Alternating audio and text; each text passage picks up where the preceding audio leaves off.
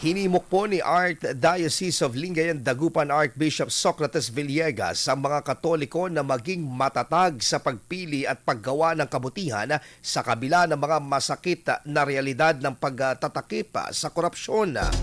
Sa social media, idinaan po ng Arsobispo ang kanyang mensahe na nagsasaad ng pagrespeto sa batas at iba pang proseso kahit tila mabagal o may pagkakamali.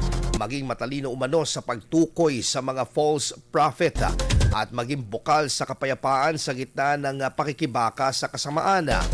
Iginiit ni Villegas na huwag magsawa sa kabutihan dahil aanihin din ang prutas nito kalaunan upang hindi maligaw at panghawakan ang tunay na pananampalataya.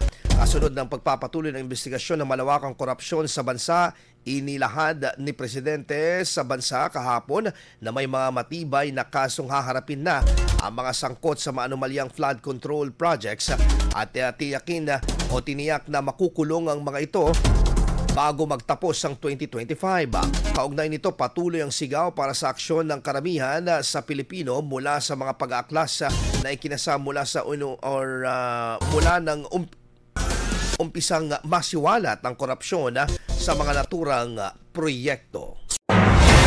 IFM News. IFM News.